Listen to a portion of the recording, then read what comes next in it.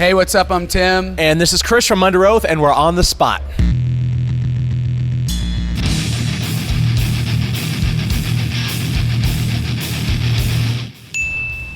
Probably erase me. I would say every day is a lie, every mile a mountain. That's a good one, too. I think for me, it was probably focus on making myself a better person and not trying to make other people the way that I think that they should be. I think for me, it's probably being okay with saying no and having boundaries in certain things and just, you know, we used to grind and take every offer and take every opportunity, and now I think we understand, like, there is a point where more is actually worse for family lives and things like that. So we're kind of in a spot where we collectively have a plan that we're trying to stick to, and as long as we stick to that, I think the health and the stress points will be there as always, but as with every band and every relationship, but much more mitigated.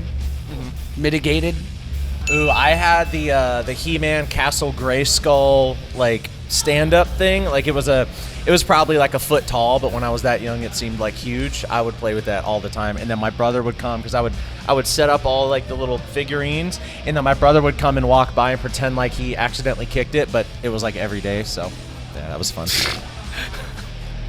My brother's 9 years older than me, so yeah. Mine's probably all my Legos. I would just collect all the, specifically the castle, dragons, swords, and I just build all these castles and build battle scenes and pull Lego heads off of people that were getting oh, cool. destroyed. So you're like artistic, and I'm just some I was dumb more kid. like the Sigaros of Lego building, and Chris was more like the. See, Can't I'm say not that going to one. say that other bands. That's our friends in Tension Division, Brandon Reich and Joel Cook. They are a branding agency. We've known Brandon for 20 years, probably close to it, and Joel's a friend of ours from Tampa, and they basically came up to the studio. We said, we're doing all the work on the music. We have no idea what this looks like in, you know, visual medium and format, so what do you got? And everything you see from the Erase Me stuff, they just presented, and we're like, this is what it is. Here's the vision. It's black, white, green. Each color has its own, you know, sect of the record. There's Deconstruction, there's Defiance, and then there's Filthy Hope. And those are, each color has its own, you know, visual and verbal. And all of that is just this brainchild that they came up with. And we just said, okay, looks great.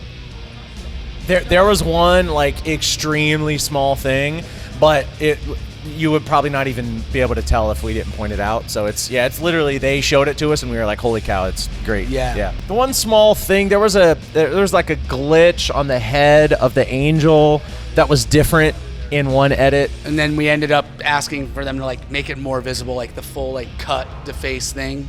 So that was really the only thing. And even half the band was like, we like both of them, and then we let everyone else weigh in, and that's when we went with. 2005 in 5 words, stinkiest band on Warped Tour. 2018 in 5 words, Tim? 2018 in 5 words? That's what you said, right? Still amazed we do this. There we go. Probably Pantera, I would say. I don't have a favorite bands. It's just things. Oh, I just enjoy all music for different reasons. No, okay. Jeez, I guess we're not shaming any bands. You're just shaming me this whole interview.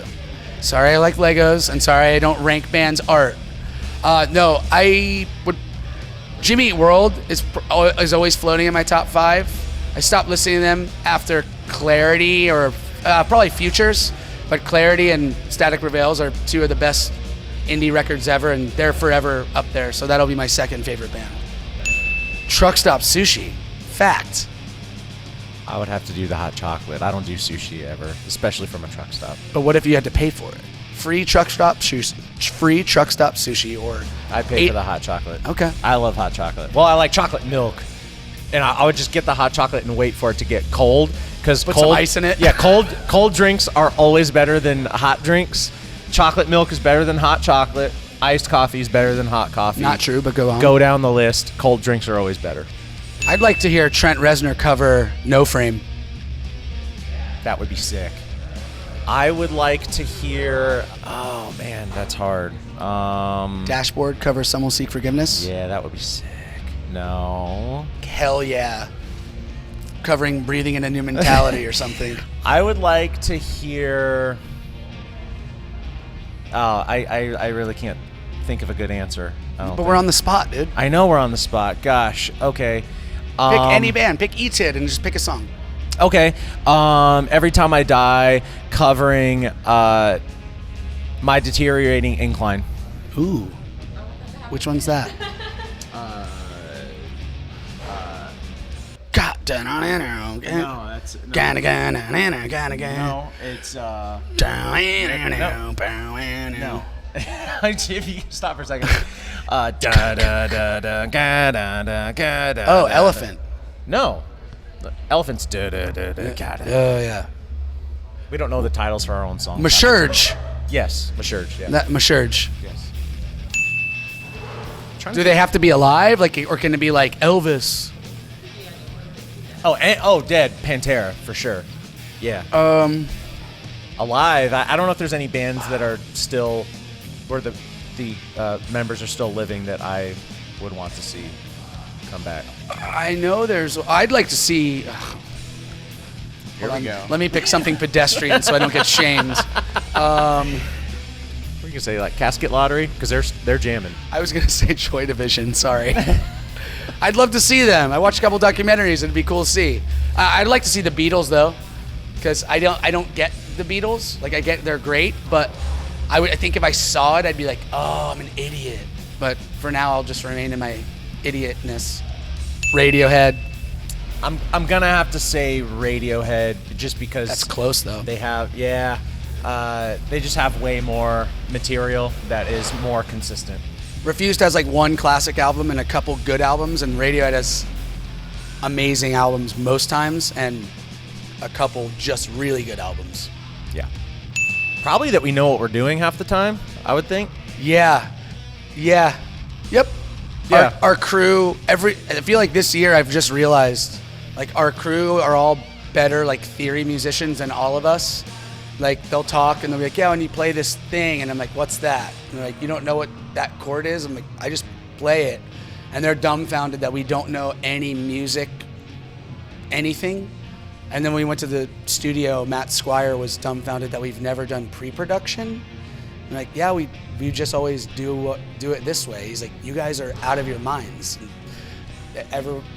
We didn't know that we were different until everyone started telling us we were idiots. That was a church choir group down the street from where we recorded that album. I forget the name of it. I actually had somebody who was in that choir hit me up on Twitter the other day. Yeah, and they said the name of the church, and I don't remember what it was called. But it was in Orlando. Yeah, it was. We just asked a church if we could come in for where they're like choir practice, and we just set up some mics and tried to tell them the lines, and we didn't have any gear, so I feel like we were doing like a fake count, and then we had to like bring it in and hope it all fit in, and it worked. Yeah. I guess he said that he didn't realize what it was until like years later. Like he heard it and he was like, wait, that sounds familiar. Yeah, and then he looked up when we recorded the album and where we recorded the album. He was like, oh, those are those guys. So yeah, it's interesting.